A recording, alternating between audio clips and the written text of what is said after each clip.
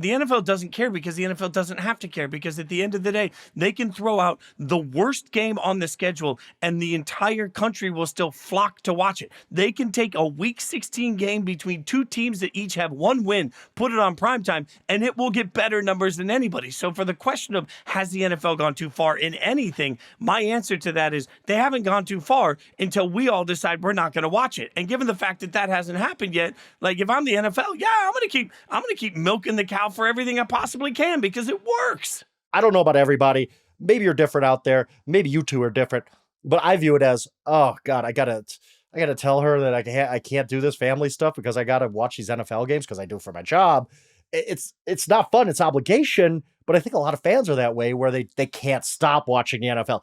It's not necessarily that, wow, we love the NFL on Christmas every year.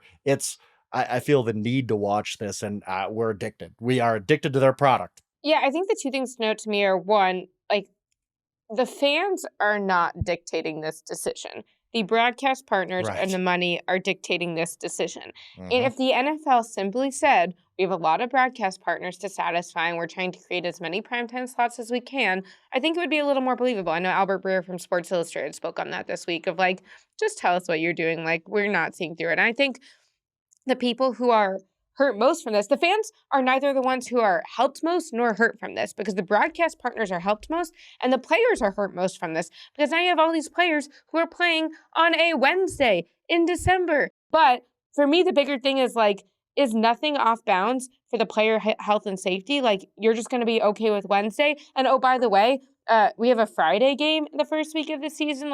And also these international games, the broadcasting team was saying, yeah, teams don't really need a bye after international game, because if you play an afternoon Europe time, you actually might get home before you get home from Seattle. I do think that it'll be interesting to see the product of the game, how good the football is, and also if the injury rate increases at all with some of these decisions. So when you start expanding to, oh, we're going to throw a game on Wednesday, we're going to throw a game on Friday, I think it actually takes away from their product, because right now, part of the reason everybody loves the NFL is you don't need that part-time job type commitment to it.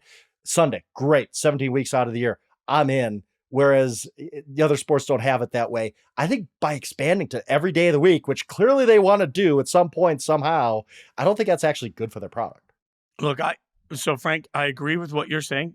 Absolutely. Because I love the energy of being in a sports bar on a Sunday, right? And I hate the fact that on Sunday afternoons when my favorite team is playing, usually on these games when they put all sorts of different windows out there, it's the Sunday afternoon slate that suffers. So all of a sudden, early Sunday, there were 6 or 8 games and everybody freaked out for it. Sunday afternoon, there's 2 games. The vibe's not the same. It's boring. It doesn't feel like I agree with all of that.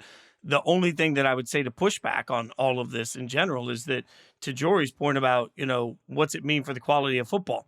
I don't think most people care. They'll take bad football over anything. And what's it mean for player safety? I don't think most people care.